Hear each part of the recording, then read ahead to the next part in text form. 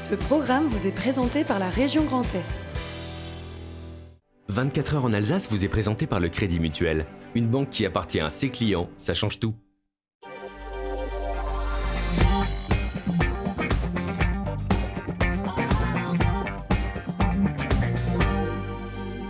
Madame, monsieur, bonsoir, bienvenue pour une heure d'actualité. C'est du 100% Alsace et 100% régional avec de la littérature. Et oui, tous les mardis, Martial Debrief nous présente des livres. En l'occurrence, à la page, aujourd'hui, c'est avec Olivier Copin en Guyane. Éric Borner, faut-il encore présenter notre magicien et mentaliste. Et ce soir, il est en direct. Dans le secret des francs-maçons, c'est à la une du nouveau numéro de Saison d'Alsace. On en parle ce soir avec Dominique Jung, rédacteur en chef des DNA et de Saison d'Alsace.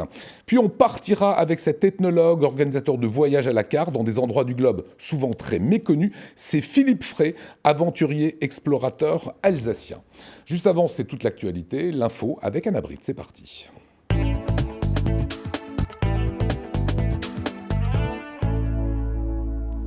Bonsoir à tous et dans ce JT. Aujourd'hui c'est Mardi Gras et comme chaque année depuis 70 ans, la grande cavalcade de Heurt s'était lancée à 14h29 sous la pluie mais dans la bonne humeur. Nous poursuivrons notre tour des candidats aux élections municipales avec ce soir la liste de lutte ouvrière à Strasbourg. Elle est menée par Louise Fèvre. Enfin, après plusieurs années de recherche, un historien de Masevaux vient de sortir un livre sur les Alsaciens déportés en France pendant la Première Guerre mondiale. Nous l'avons rencontré. Voilà plusieurs jours que les défilés carnavalesques s'enchaînent dans la région, mais s'il y en a un d'emblématique, c'est bien celui de Heurt. Depuis 70 ans, la Herre Fosnort s'empare des rues de la commune à 14h29. Très précise, Camille Roland et Cécile Motz se sont glissés dans la foule. C'est sous une pluie battante que la cavalcade de Heurt s'est élancée cet après-midi.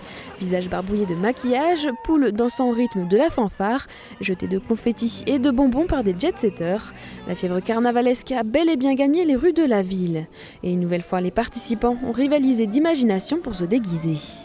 C'est censé être la jet set, donc voilà pourquoi nous sommes vêtus comme ça. On fait la distribution des bonbons pour les enfants qui sont là, qui sont venus nous voir exprès. En DS sur des Pégases avec des ailes. On a pris du crépon, on a fait des fleurs. Nous on est en pâtissier puisqu'on a créé ce joli gâteau et nos enfants ils sont derrière avec les gâteries heurtoises. Pour nous, Heurtois, c'est un honneur de participer au carnaval pour que vive nos traditions. Un char londonien pour rappeler le Brexit et une armée de petits padawans avec le retour de Star Wars ou encore des miss effrayantes des années 50 à aujourd'hui. Les 62 chars confectionnés par les habitants s'inspirent de la tradition rhénane du carnaval satirique. Et le costume caché sous les kawés, les curieux n'ont pas hésité à braver le mauvais temps pour prendre part aux festivités. Moi je suis native du village, ça fait plusieurs années que je viens. Et on brave le temps, même s'il pleut, c'est festif, les enfants adorent. On est commerçants dans le village et à Heurt c'est une tradition, donc on s'y fait, ça fait 1 an qu'on est là et on a adhéré direct. Les chars ils sont hyper grands, ils sont spacieux, ils sont jolis, c'est très spectaculaire. Alors que le carnaval de Heurt fête ses 70 ans d'existence, cette tradition remonte déjà au XVe siècle avec le carnaval des seigneurs. C'est la Herre Fosnort, carnaval des seigneurs. Les seigneurs, ils fêtent le carnaval toujours en semaine. Le dernier week-end avant le carême, et puis ils ont fêté jusque le Mardi Gras le soir. Et après, le carnaval des seigneurs, c'est la Bure Fosnort, c'est les paysans. Eux, c'est toujours sur un jour, parce qu'eux, ils ne peuvent pas se permettre de fêter en semaine. Dimanche prochain, 1er mars, ce sera donc au tour de Roppenheim de fêter le carnaval des paysans. Et c'est avec une autre tradition que se termine la journée. Le bonhomme carnaval et la sorcière ont été brûlés sur la place du marché. Et dans le reste de la région, le carnaval de Mulhouse débutera ce jeudi et se poursuivra tout le week-end.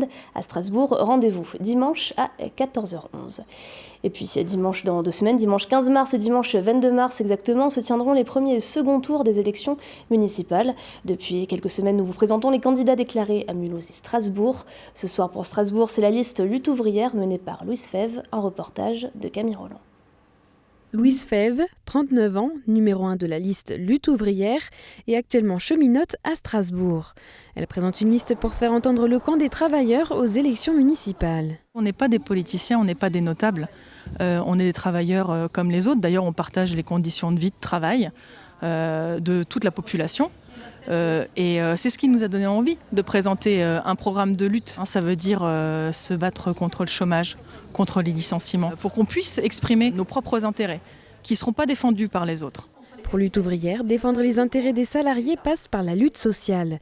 La liste s'est constituée pendant le mouvement contre la réforme des retraites.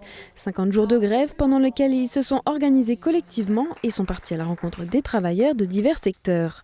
Présenter une liste au municipal, c'est l'occasion de traduire cette contestation politiquement. On ne pourra pas changer le sort des travailleurs à l'échelle d'une seule commune.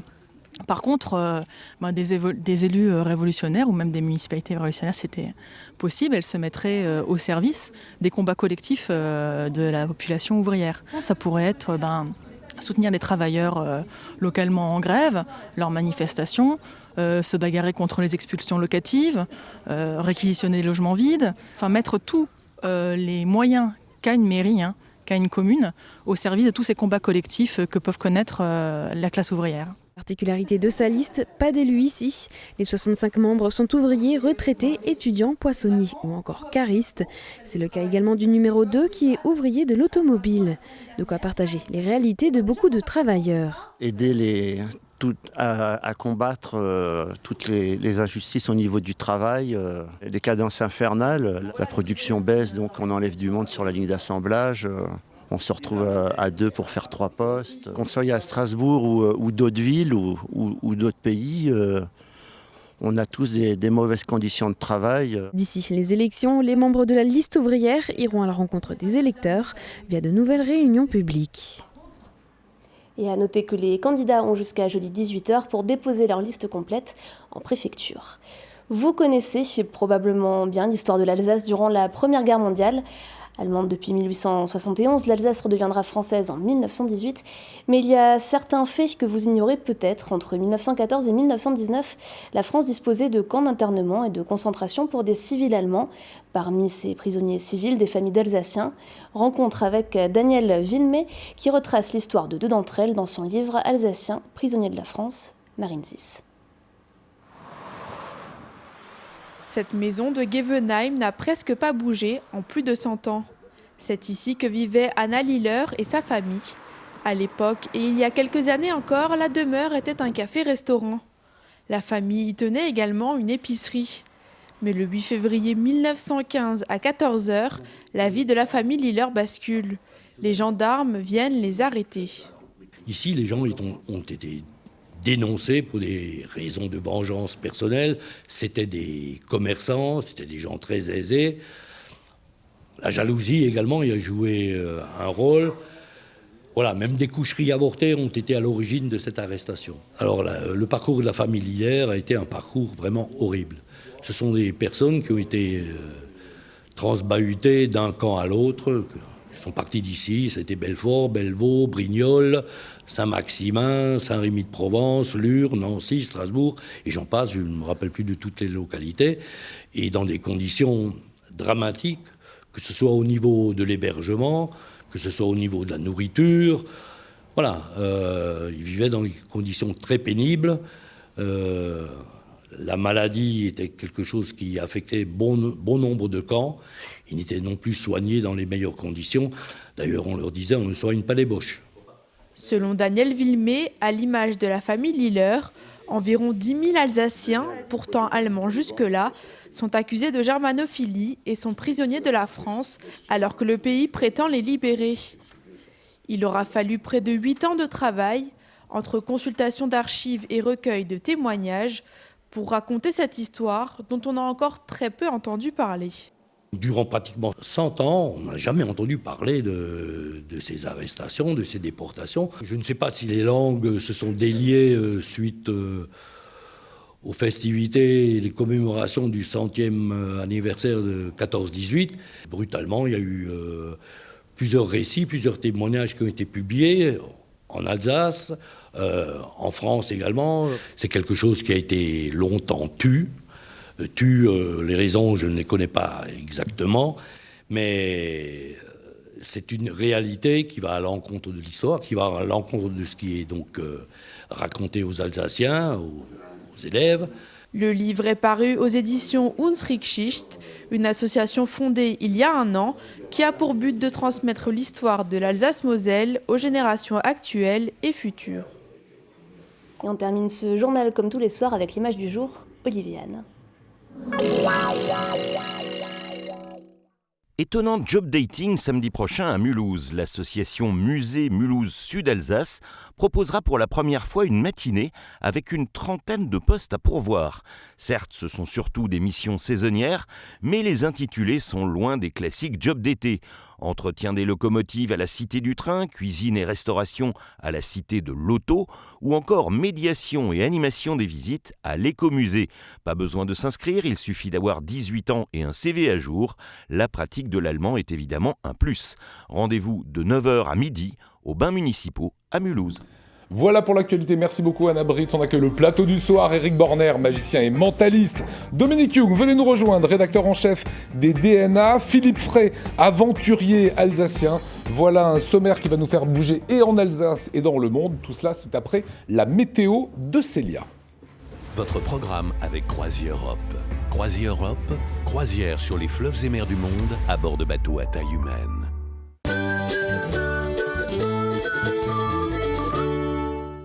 Bonjour à toutes, bonjour à tous, ravi de vous retrouver pour votre bulletin météo de ce mercredi 26 février et figurez-vous qu'on attend un petit peu de neige. Et oui, en tout cas dans le nord du Bas-Rhin, vous le voyez, quelques petits flocons prévus du côté de Saverne, Sarre-Union ou encore Wissembourg, quelques petits flocons de neige également prévus du côté de Fribourg. Pour le reste du territoire, c'est un ciel très chargé qui nous attend avec toujours beaucoup de pluie sur l'ensemble du Haut-Rhin ainsi que dans le nord de la Suisse. Et les températures, bien sûr, elles seront très basses. Comptez seulement 1 degré, la minimale, ce sera pour Saverne ou encore Sarre-Union. Ça s'attend même à des températures négatives bien sûr sur le ballon d'Alsace, seulement 2 petits degrés pour Wissembourg, 3 degrés pour le centre Alsace, 2 degrés également, ce sera pour Saint-Louis ou encore pour Altkirch. L'après-midi, on reste sur cette même lancée. Alors bien sûr, le temps se radoucit, donc on aura beaucoup moins de neige, mais par contre de la pluie, et cette fois pour tous sur l'ensemble du territoire transfrontalier. Un ciel bien chargé, encore quelques petits rayons de soleil qui persistent dans le nord du Bas-Rhin, ainsi que sur le Haut-Rhin, mais avec pas mal de pluie tout de même, des températures qui grimpent, mais que légèrement l'après-midi, avec 3 degrés la minimale, ce sera pour Saverne, 4 degrés pour Wissembourg, jusqu'à 6 degrés, ce sera pour Colmar. On regarde maintenant vos prévisions de jeudi, et jeudi c'est de la pluie au programme, beaucoup moins de soleil cette fois, un ciel complètement chargé, de la pluie pour tous et des températures qui dégringolent, 5 degrés seulement prévus en Alsace ou encore dans la région du Bade-Wurtemberg, jeudi au meilleur de la journée, ça promet. Mercredi, nous serons donc le 26 février et nous fêterons les Nestors. Le soleil se lèvera à 7h17 pour se recoucher à 18h06, mais on gagne 4 minutes de soleil, c'est la bonne nouvelle du jour. Voilà, je vous souhaite à toutes et à tous un super moment sur Alsace 20 et je vous retrouve demain. Salut!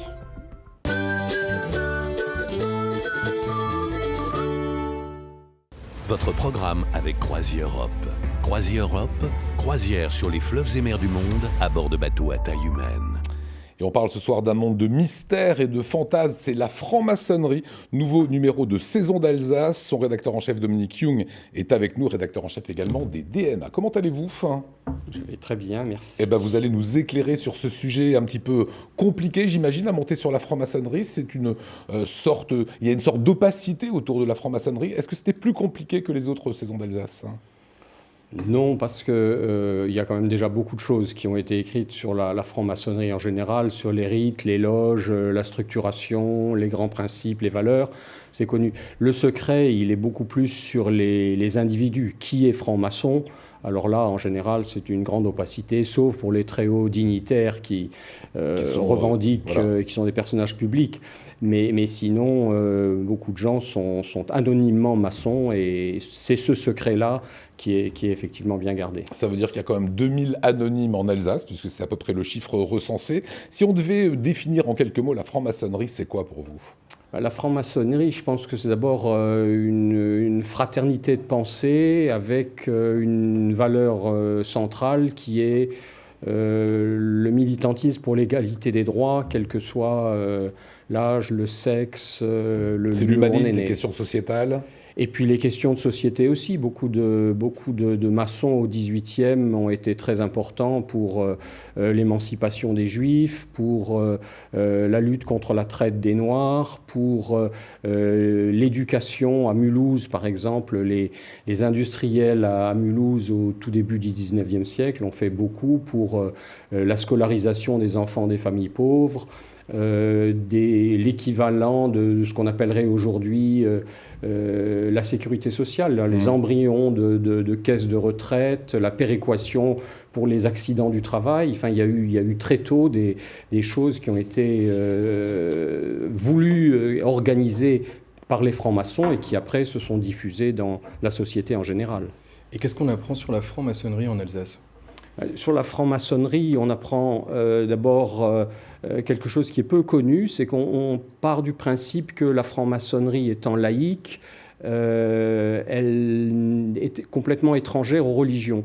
Or, dans ce numéro, ce qui est intéressant, c'est de voir qu'il y a des protestants et il y a des loges catholiques, des loges juives aussi. Et des juifs, bien sûr, mais aussi des membres du clergé. C'est ça que je veux dire. C'est pas simplement des individus qui sont de telle ou telle religion, mais des membres du clergé protestant et du clergé catholique qui ont été des personnages importants de la maçonnerie au XIXe siècle. Alors quelques maçons célèbres, on va les découvrir en images, c'est Bartholdi, évidemment, Auguste Bartholdi, de Colmar, dont les loges maçonniques new-yorkaises ont financé la Statue de la Liberté. Il y a Victor Schœlcher, et on parlait de ce combat contre l'esclavage, il en a été une des chevilles ouvrières. Et encore Philippe Frédéric de Dietrich, qui a été le premier maire de Strasbourg et qui a fini guillotiné d'ailleurs. Oui, qui a été guillotiné en 1793 parce qu'il était jugé trop proche de Lavoisier et de Lafayette. Et Lavoisier était un fermier général, c'était un grand scientifique, mais ça a été aussi un fermier général, et c'est pour ça qu'il a été guillotiné en 1994. Alors, je me suis évidemment régalé dans ce saison d'Alsace, et j'avais envie d'avoir des noms. Il y en a quelques-uns au XVIIIe siècle, au XIXe, mais je voulais qu'on revienne vers nous. Alors, des noms au niveau politique national, on en connaît beaucoup. Dans le gouvernement de Mitterrand, il y en avait beaucoup. Dans le gouvernement de Chirac, etc. Mais je me suis intéressé à notre Alsace. Et il y a une certaine Apolline dedans, qui témoigne évidemment de façon anonyme, et qui a fait pourtant partie, d'après ce que je comprends, de la ville de Strasbourg. Pourquoi cette certaine Apolline témoigne de façon anonyme? Pourquoi les gens n'assument pas leur appartenance aux sœurs ou aux frangins? Ça, il faut le demander aux francs-maçons. Votre avis à vous? Personnellement, je ne suis pas franc-maçon, mais je respecte parfaitement ce désir d'anonymat. À partir du moment où ils considèrent qu'il y a un certain nombre de rites et de prises de position qui sont faites, moi, ça ne me dérange pas, ça fait partie des coutumes internes, du règlement interne des francs-maçons. J'aime bien dans ce numéro, vous dites que c'est effectivement une sorte de réseau social avant l'heure.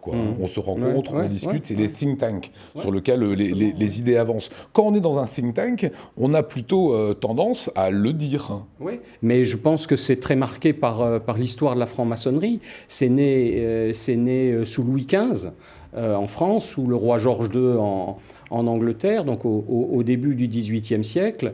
Et à l'époque, ils étaient souvent tellement en avance sur les idées de leur temps qu'ils préféraient réfléchir à l'intérieur des loges. Mais on n'avait pas cette notion de publicité qu'il y a eu ultérieurement. Quel est le poids de la franc-maçonnerie dans la politique? On va parler même ici régional, local. Bon, là, effectivement, ça fait partie des choses assez compliquées à définir, à préciser. Bon, il y a un élément qui est assez connu, c'est en 1998, lorsqu'il y a eu l'élection du président du Sénat. D'un point de vue arithmétique, c'était Daniel Eufel qui devait passer forcément. Qui devait passer en tête. Et finalement, il y a eu une petite avance pour le Vosgien Christian Poncelet. Qui ne devait pas passer, qui ne pouvait pas passer. Disons que voilà, en termes de calcul, on avait dit c'est Eufel. Et puis quand le scrutin a été clos, c'est Poncelet qui est passé en tête. Voilà, vous évoquez le cas d'Adrien Zeller, de Philippe Richert aussi. Zeller, visiblement, qui n'était pas maçon. Non, pas. Voilà, même pas du tout, puisque on va voir que les maçons, visiblement, faut pas une bronca, mais le bloquent un petit peu. Et sur Philippe Richert, du coup, un jour, il inaugure le temple de la Grande Loge nationale de France. J'ignorais cette anecdote, j'ai trouvé très, très, très intéressante. Philippe Richert, ancien président de la région Alsace, puis président du Grand Est. Donc, il inaugure le temple de la Grande Loge nationale de France, et il dira « Je ne suis pas des vôtres ». Alors, les non-francs-maçons se diront « Il n'est pas franc-maçon ». Mais les francs-maçons, en entendant « je ne suis pas des vôtres », sous-entendu « je ne fais pas partie de la Grande Loge nationale, mais d'une autre loge ». Est-ce qu'on sait son appartenance à Philippe Richert ? Est-ce que c'est quelque chose qu'il affirmait ? Pour l'instant, c'est encore, ce sont des hypothèses qu'on bâtit, effectivement. Voilà, mais qui étaient intéressantes. Pourquoi est-ce qu'on choisit la franc-maçonnerie ? Qu'est-ce qui pousse quelqu'un à aller vers cela ? Je pense qu'il y a la volonté de réfléchir ensemble. Hein. Ce sont des cercles de réflexion avec des séances de travail, des thèmes qui sont annoncés à l'avance par le vénérable. Il y a un ordre du jour. Enfin, c'est quelque chose de à la fois très organisé en termes de travail et très ritualisé dans le déroulement de la cérémonie, avec des attitudes. Il peut y avoir des amendes pour non-observance du règlement intérieur ou pour perturbation de ce qu'on appelle la tenue. La tenue, c'est la réunion. Enfin, il y a des agapes aussi, où on mange. Et les agapes, ça c'est après les agapes, et c'est le moment du repas en commun. Alors il y a une anecdote qui n'a rien à voir avec l'Alsace, mais Rudyard Kipling était franc-maçon à Lahore. Et la loge à laquelle il appartenait réunissait des gens de toutes les confessions. Et ils travaillaient ensemble sans aucun problème. Par contre, ils ne mangeaient jamais ensemble parce que chacun avait un interdit alimentaire différent de l'autre. Donc les agapes à Lahore, de ce que racontait Kipling... C'était pas formidable. Non, c'était pas... Alors j'ai une petite question, comme je suis magicien, on aime les secrets, mais comment entre-t-on dans une loge ? De ce que je sais, c'est par cooptation. Hein, c'est-à-dire que les maçons voient des gens qu'ils côtoient, et puis ils tiltent, pour dire les choses avec un mot tout à fait contemporain, sur telle ou telle personne, et puis ils l'abordent en lui disant est-ce que éventuellement c'est quelque chose qui vous intéresse de rejoindre la loge. Et après, il y aura une initiation. Alors il y a une initiation, voilà, mais il y a parfois il y a eu des journées portes ouvertes, parfois où sur des gens un peu triés au départ. Hein, c'est pas entre qui veut, mais ils avaient lancé des invitations, et puis il y en a un certain nombre qui ont dit oui, je viens, et d'autres non, je viens pour voir, bien sûr, mais il y en a qui, à l'issue, ont dit ok, j'accepte la démarche et je vais gravir les échelons, apprenti, compagnon, etc. Puis il y en a d'autres qui ont dit écoutez, je suis très honoré, mais je décline. Voilà, et si on se pose la question, est-ce que c'est élitiste ? Il y a très peu d'ouvriers et très peu d'agriculteurs dans les loges, donc on peut quand même dire que c'est élitiste. Et il n'y a pas ou peu de mixité. Alors ça change effectivement, il y a des loges féminines. Hein. Il y a des loges entièrement féminines, mais il y a aussi des loges mixtes. Hein. Voilà, c'est un numéro passionnant. Si vous êtes intéressé par la question, vous aurez vraiment les réponses dans le secret des francs-maçons. Vous restez avec nous ? Parce que ce garçon a quelques secrets à partager maintenant avec nous. Il nous retrouve tous les mardis en direct sur Alsace 20. Éric Borner. Vivez l'expérience DS dans les DS Store Car Avenue, un moment unique et magique.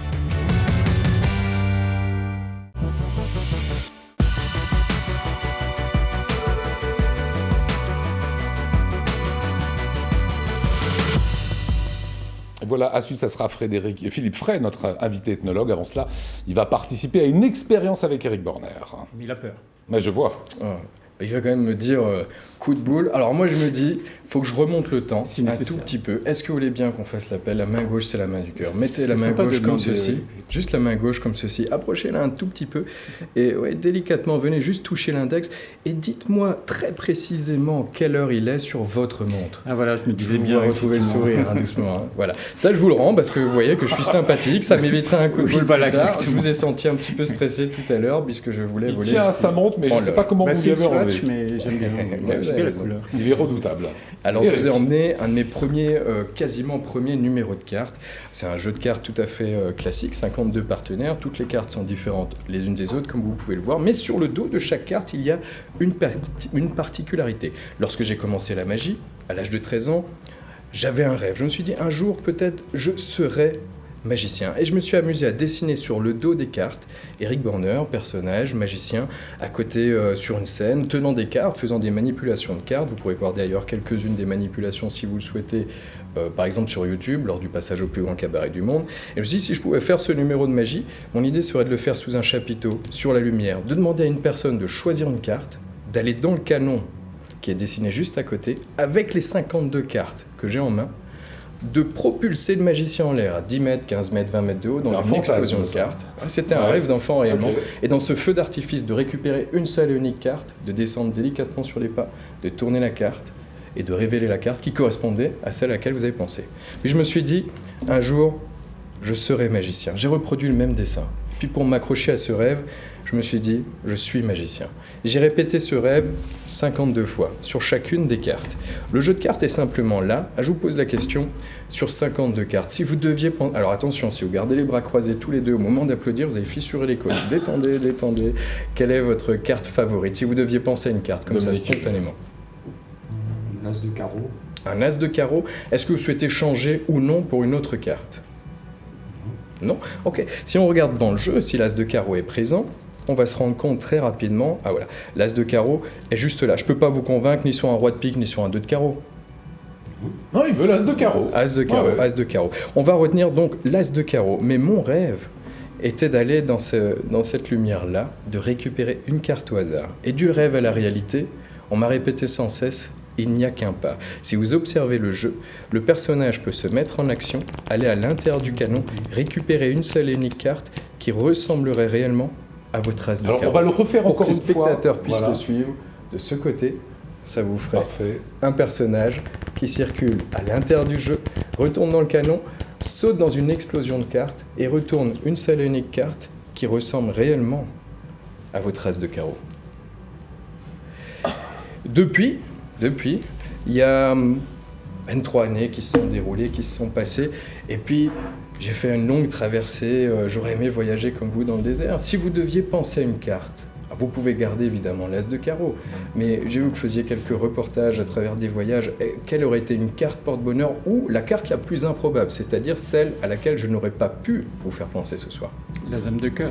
La dame de cœur. Est-ce que vous souhaitez changer ou non? Non. C'est votre dernier mot? Oui.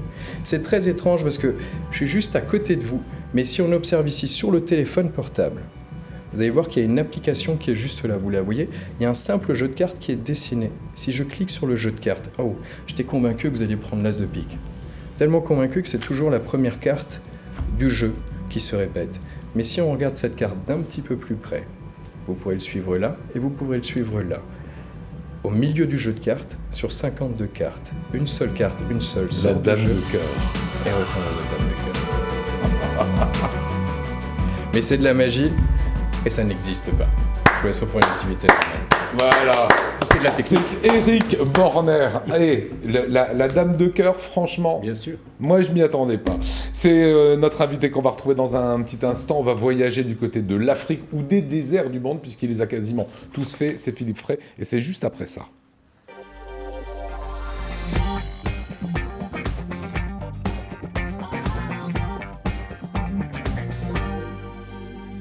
Il est ethnologue, écrivain, explorateur, aventurier, on pourrait le dire. C'est Philippe Fray, l'Alsacien. Comment allez-vous? Très bien. On est ravis de vous accueillir. Vous avez traversé, je le disais en teaser tout à l'heure, de nombreux déserts dans le monde. Est-ce qu'on sait d'abord combien il y a de déserts dans le monde? Non, parce qu'il y en a des grands, il y en a des petits, il y en a qui ne sont pas identifiés comme des déserts.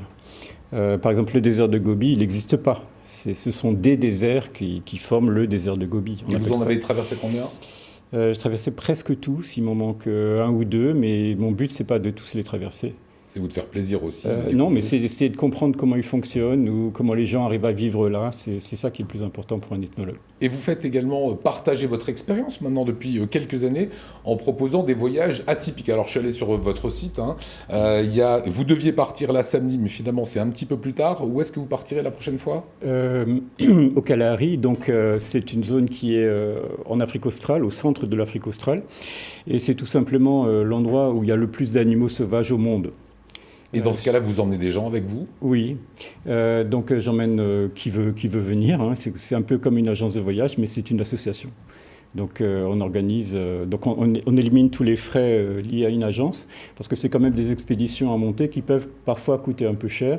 En termes de 4x4, de guide, de logistique, c'est pas facile, c'est pas du tourisme. C'est monter des expéditions dans certaines zones. C'est pas du tourisme. Ça veut dire que le profil des gens qui font appel à vous, c'est quoi ? C'est n'importe qui, mais qui soit prêt à ne pas faire du tourisme. Déjà dans la rencontre avec les peuples. Ouais. Ensuite, effectivement, je connais assez bien les plantes, les animaux, les humains. Donc voilà, c'est plus une découverte d'un autre biotope. Alors c'est vrai que vous êtes très cool, très décontracté. Il y a pas mal de films qui ont été faits sur vous. Je vous propose de retrouver Le Peuple de l'Homo. C'est un film dans lequel, évidemment, vous apparaissez. Et vous arrivez à ce moment-là dans un village. Vous allez voir que l'accueil est plutôt joyeux. Les locaux sont aussi curieux de notre visite que nous le sommes.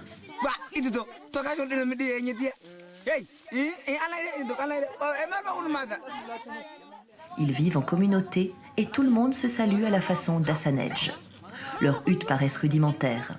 Mais peut-être n'en faut-il pas plus pour être heureux. Hommes et femmes sont parés de bijoux multicolores.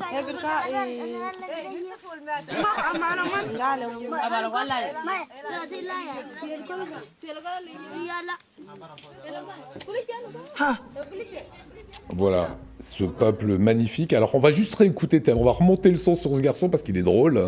Je l'ai dit à tout le village, je leur ai dit, je sentis que quelqu'un allait arriver de loin. J'ai entendu la pirogue, les rames. Et c'est la première fois, je vais te dire, c'est la première fois que je vois quelqu'un comme toi et c'est pour ça que je suis tout excité. Voilà, accueil formidable. Est-ce que ça se passe toujours comme ça, Philippe Frey ? Avec nous, oui. C'est-à-dire qu'ils peuvent avoir des clashs tribaux entre eux. Par exemple, entre Dassanej, Nyangatom ou Nyangatom et Suri, etc. Mais pas avec nous, parce qu'on est identifié, c'est un petit peu comme avec les félins, par exemple. On n'est pas identifié comme quelque chose qui se mange. Donc, à partir du moment où ils vous identifient comme ni quelqu'un d'hostile, ni quelqu'un de vraiment qui leur cause du tort, ben voilà, ils vous accueillent. Mais lorsque vous arrivez là, dans ce film-là, est-ce que vous êtes avec des... Qu'est-ce qu'on appelle les touristes, les gens qui vous accompagnent, vous les appelez comment ? Là, il n'y en avait pas, parce que c'était un tournage, mais normalement, il y en a.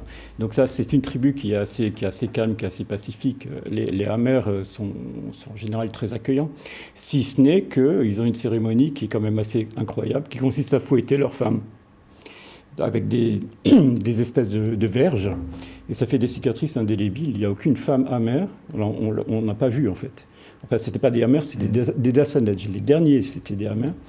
Et elles ont tout le dos qui est complètement martyrisé. Hein, ça cicatrise, mais ça laisse des kéloïdes qui sont... Pourquoi ils font ça ? C'est une tradition, quoi. Alors en fait, c'est pour initier, pour aider le jeune initié qui doit en même temps sauter sur le dos de certaines vaches, alignées. Ouais.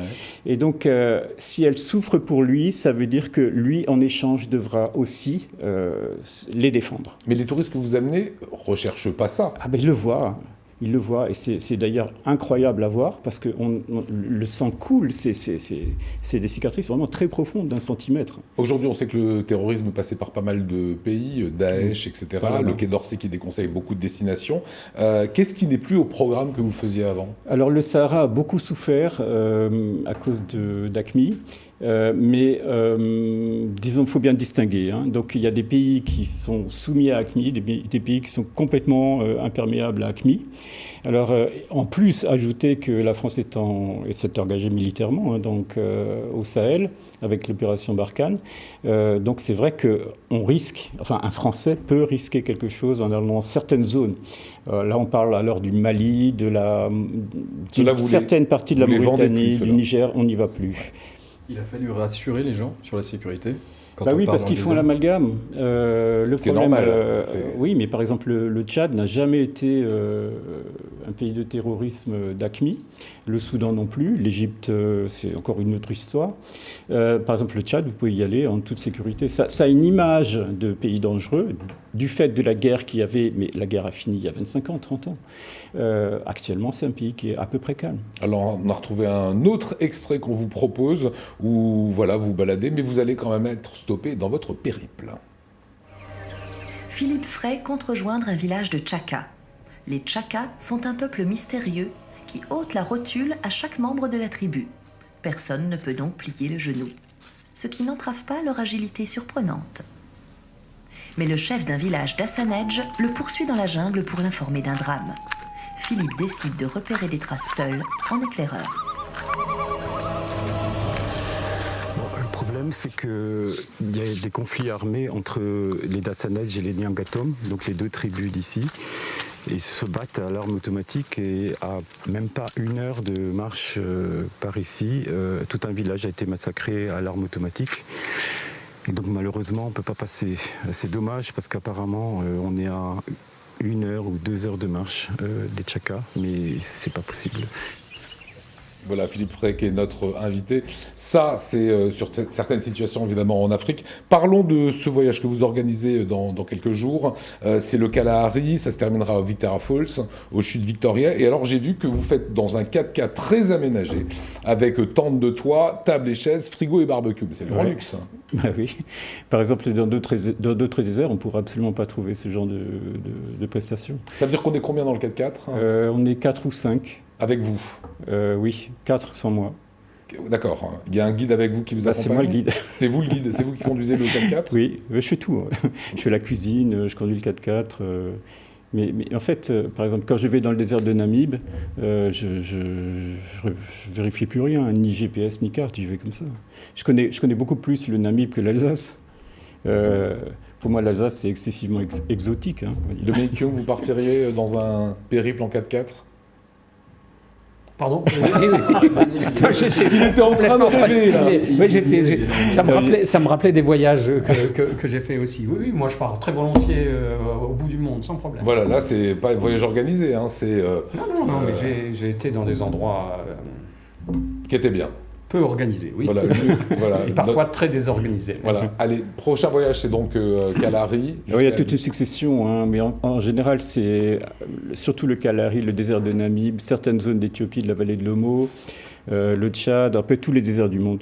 Et en été, les déserts de Gobi plutôt. Parce qu'on ne peut y aller qu'à peu près 2 ou 3 mois maximum par an. Il fait trop chaud sinon Non, il fait trop froid. Oui. Dans le désert de Gobi, le pire à craindre, c'est le froid, parce qu'il peut faire moins 35 facilement dans certaines zones du Gobi. Donc on ne peut y aller qu'en été. Et ben voilà, toutes ces informations, vous les retrouvez sur le site internet de Philippe Frey. On espère qu'on vous aura donné envie de partir avec notre explorateur aventurier. Ce sont des voyages qui durent entre 1 à 2 semaines, c'est ça à peu près ? 1-2 semaines, ou parfois 22 jours, 23 jours pour certains pays comme le Tchad. Le Gobi, on essaye de le compacter en une quinzaine de jours. Voilà, merci beaucoup Philippe Frey. Je vous rappelle que Saison d'Alsace vient de sortir, c'est tout frais et c'est consacré au secret des francs-maçons avec un large volet sur l'Alsace. Merci Dominique Young, merci Philippe, merci mon camarade Eric qu'on retrouve évidemment sur les réseaux sociaux, sur son Insta et sur le site Alsace 20. Ce que je vous propose c'est de retrouver notre camarade qui n'est pas avec nous ce soir, c'est Martial Debrief, il est en Guyane à la page.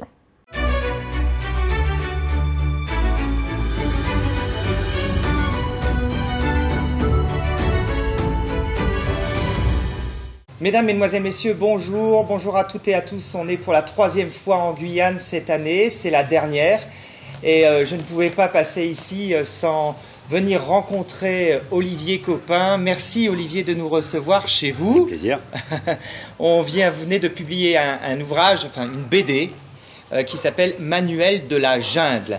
Alors, c'est chez Dupuis.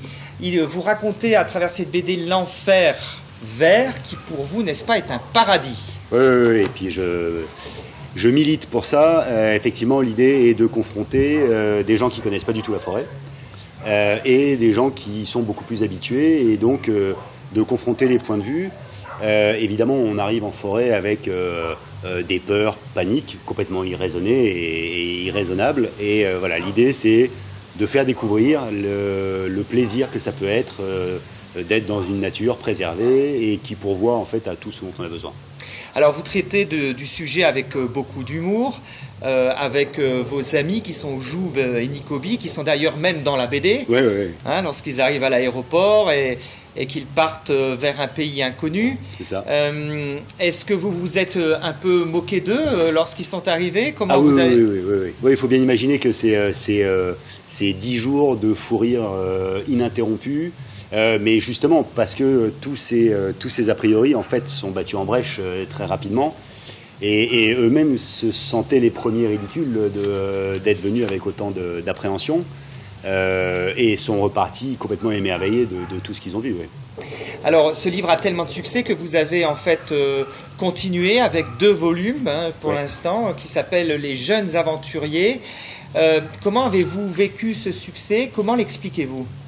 Je cherche pas à expliquer, j'en profite de ce succès, mais je pense que c'est vraiment le côté camaraderie de la bande dessinée qui est plaisant, et surtout, évidemment il faut de l'aventure dans une bande dessinée pour que ce soit plaisant à lire, mais on sent vraiment je crois, j'espère, le plaisir partagé d'être entre amis dans un bel endroit et de découvrir tout ça. C'est une invitation au voyage que vous faites à vos lecteurs? Je vous le souhaite, oui, je vous le souhaite. Alors chaque année au mois de mai, vous organisez un salon, un salon de la BD. Ouais. Et la particularité d'Olivier Copin, c'est qu'il emmène les dessinateurs dans les villages de l'intérieur. Alors pour nos amis alsaciens, en Guyane, les villages de l'intérieur, ce sont ceux que l'on en tout cas parcourt par le mode avion ou par la pirogue, puisqu'il faut à peu près 6 semaines, c'est ça, pour rejoindre Saül? Non, 6 jours pour rejoindre Saül, ce qui est déjà pas mal. Oui. Quel est l'accueil des villageois lorsque vous arrivez avec tous les BDistes là, qui viennent de métropole et qui ne savent pas trop à quelle sauce ils vont être mangés? Alors les BDistes, effectivement, eux, ils ne savent pas trop à quelle sauce ils vont être mangés. Ils sont demandeurs, donc on compte sur eux pour que ça se passe bien, et ça se passe toujours très bien. Ce qui est intéressant, c'est que c'est un festival que j'organise avec un bibliothécaire de Marie Passoula, Patrice Gérard d'ailleurs, qui fait un travail fabuleux sur le Haut-Maroni. Donc là, on est soit à 1 heure d'avion, soit à 2 jours de pirogue de Saint-Laurent. Et ensuite, donc, on part dans les villages, et cette organisation, elle n'est possible que parce qu'on l'a fait avec les gens du village. C'est-à-dire que nous, on arrive à 3 pirogues, donc une trentaine de personnes, dans des villages où il y a 100, 120 habitants. Donc on prend de la place. Et ce serait impossible si le village n'était pas d'accord et accueillait. Et ensuite, sur place, il y a des ateliers, un peu comme dans tous les festivals. La particularité, c'est puisqu'on vit dans le village, qu'il n'y a pas de maison, on est en hamac, tout est ouvert. Donc le soir, on se retrouve sous le Tukushipan, qui est le carbet principal du village, au centre du village. Et là, la soirée s'organise en fait assez simplement. Alors on fait un tac au tac, comme le jeu télévisé des années 80-90, auquel les gens des villages viennent participer, soit pour dessiner d'ailleurs, soit pour deviner les dessins. Alors certains Amérindiens ont dû dessiner avec des stars, avec Étienne Davodo ou avec Emmanuel Lepage, sans le savoir d'ailleurs qui c'était, et c'est très bien. Donc ça fait des échanges qui sont vraiment très riches, et en règle générale ça se finit autour d'un bon repas, en chansons, en musique et en dessin. C'est absolument incroyable de rencontrer en tout cas les auteurs en plein milieu de la forêt tropicale. Alors votre BD, elle est à la fois colorée, drôle, hyper accessible, même si en tout cas on ne connaît pas la Guyane et que l'on a envie de découvrir cet endroit merveilleux et qu'on n'a pas la possibilité de venir, eh bien on a toujours la possibilité de découvrir ce très très beau livre, très belle BD de Nikobi, Joub et Copin, parce que c'est une histoire de copains, c'est le cas de le dire, et ça s'appelle le Manuel de la jungle, que vous retrouvez en version également jeunesse, les jeunes aventuriers, et c'est dans cette collection chez Plume Verte. Mesdames, Mesdemoiselles, Messieurs, on ne peut que remercier notre ami Olivier de nous avoir reçus ici en Guyane, dans ce lieu absolument sublime. J'espère que vous n'avez pas trop froid. Je vous envoie plein de bonnes choses et de bonnes ondes et je vous dis à la semaine prochaine sur le plateau d'Alsace. Allez, après la Guyane, je vous propose de partir de suite au Salon de l'Agriculture à Paris. C'est dans le Tour des Cantons. Quant à nous, on se retrouve demain à 19h. Merci de votre fidélité. Salut.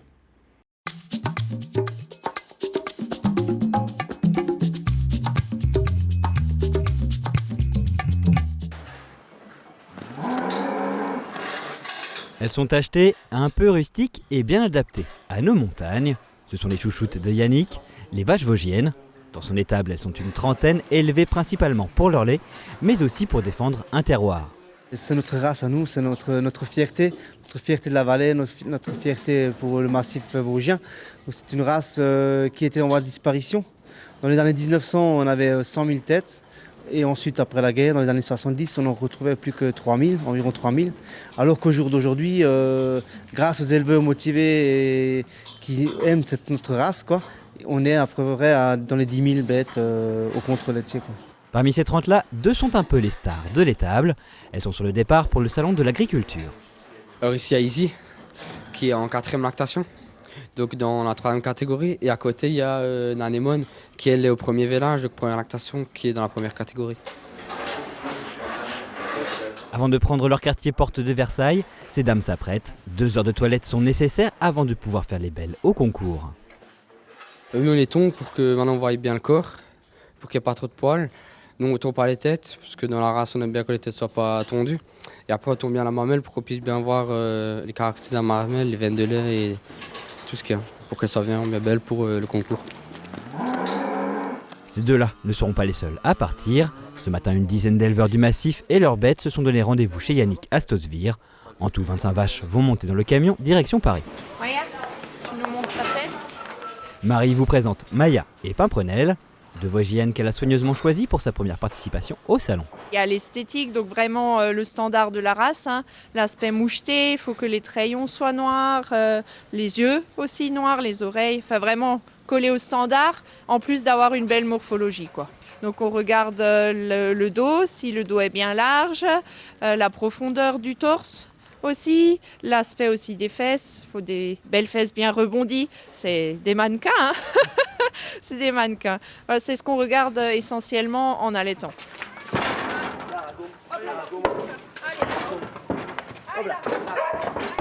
Déplacer éleveurs et bestiaux à la capitale, une logistique qui ne s'improvise pas. Si la participation au salon de l'agriculture représente un coût, c'est surtout pour ces paysans une belle occasion de présenter leur travail. C'est une fierté pour nous. Ça nous permet aussi de faire de nouvelles rencontres. On rencontre d'autres éleveurs sur place. On peut un petit peu présenter ce qu'on fait aux Parisiens et aux autres gens qui viennent nous voir.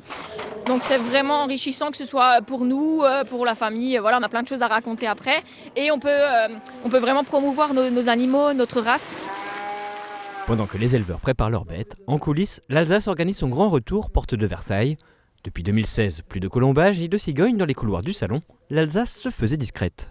Chaque année au salon, j'étais toujours obligée, comme tout le public, de chercher où se trouvaient les stands de l'Alsace. Ils étaient très difficiles à trouver parce que très peu visibles, pas lisibles, puisque noyés dans un immense espace du Grand Est. Aujourd'hui, avec le conseil départemental du Bas-Rhin, avec la Chambre d'agriculture d'Alsace et l'agence du tourisme Alsace Destination Tourisme, nous avons à la fois un stand de l'Alsace et puis nous avons habillé les stands des exposants alsaciens dans le hall 3 du Salon de l'agriculture aux couleurs de l'Alsace pour qu'ils soient plus lisibles et plus visibles. Avec ses 633 000 visiteurs en 2019, le Salon de l'agriculture est la plus grande manifestation agricole européenne. Une vitrine incontournable pour les régions qui toutes souhaitent mettre en avant la richesse de leur terroir. Si pour les collectivités le retour sur investissement s'appelle tourisme, qu'en est-il du côté des professionnels de l'agriculture ? Nous remarquons que nos citoyens ne connaissent pas l'agriculture, ne connaissent plus l'agriculture.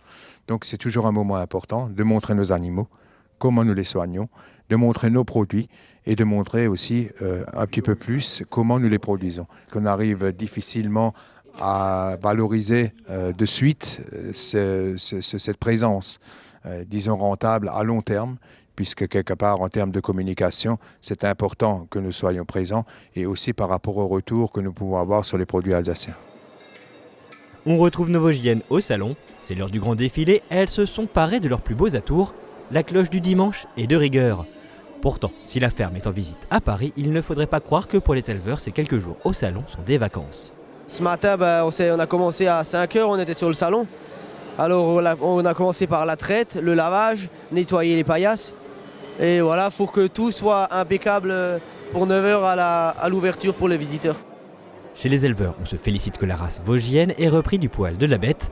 Elle s'exporte même dans des contrées bien lointaines de nos montagnes. Mais sur le salon, pour les visiteurs, une vache reste attachée à son terroir dont elle devient une ambassadrice. Ils les voient là à Paris, mais si un jour ils viennent en vacances, quoi que ce soit chez nous, que ce soit dans le Grand Est, dans les Vosges, en Alsace, ils peuvent les retrouver et voir leurs caractéristiques, quoi. Et après c'est bien, ça promouvoit l'Alsace, tout ça. Et vraiment nos régions, quoi, ça les met en valeur, ce qui est aussi très bien, quoi. Le salon est un moment particulier pour les agriculteurs, l'occasion de sortir de l'ombre et de faire connaître leur métier. On sort les plus beaux animaux, on parle passion et terroir avec les visiteurs. Pourtant, l'agriculture au quotidien, c'est loin d'être aussi rose que dans les albums pour enfants. Moi, je suis là aujourd'hui, mais je ne suis pas sur la ferme. Je travaille à côté pour qu'il y ait un salaire qui rentre. Il n'y a que mon mari qui est sur la ferme et il ne tire pas de salaire. Pour le moment, c'est très compliqué. La conjoncture n'est pas facile. Il faut investir pour que nos animaux soient au mieux. On va faire une étable en air paillé où tout le monde est en liberté. Il y a plein d'investissements à faire pour vraiment être au top pour nos animaux. Ça a un coût et les prix des produits ne sont pas élevés non plus. Nous, ça va beaucoup mieux depuis qu'on s'est lancé dans la vente directe, mais c'est pas simple. Dans le hall 4, c'est certain, l'Alsace est bien de retour. Tout y est, le folklore, les colombages, les cigognes et le plus important, les produits alsaciens. Depuis samedi, le stand ne désemplit pas, l'occasion de faire connaître les producteurs de notre région. C'est très important que l'Alsace reste une terre nourricière. Donc qu'on puisse s'assurer d'avoir des bons produits sains et en proximité, c'est un enjeu majeur. Et pour cela, il faut soutenir les agriculteurs qui se retrouvent aujourd'hui confrontés à l'agribashing, qui se trouvent aujourd'hui confrontés aux sécheresses. Donc beaucoup de nouvelles difficultés à appréhender pour le monde agricole. C'est important d'être à leur côté pour assurer ces transitions-là. La mise en valeur du monde agricole, cela ne se limite pas au temps du salon. Départements du Haut-Rhin et du Bas-Rhin mènent déjà des actions à destination des exploitants. Nous avons déjà des aides et souvent très innovantes dans le domaine agricole. Je pense par exemple au dispositif RSA vendange ou RSA cueillette des asperges, des fraises. Je pense aussi aux filières courtes que nous développons pour les EHPAD, que nous développons dans nos collèges. Et puis les aides que nous apportons aux jeunes agriculteurs qui veulent faire connaître l'agriculture à nos Alsaciens, à nos jeunes collégiens alsaciens. Des mesures à destination du monde agricole qui pourraient se développer et se renforcer avec la mise en place de la collectivité européenne d'Alsace en 2021.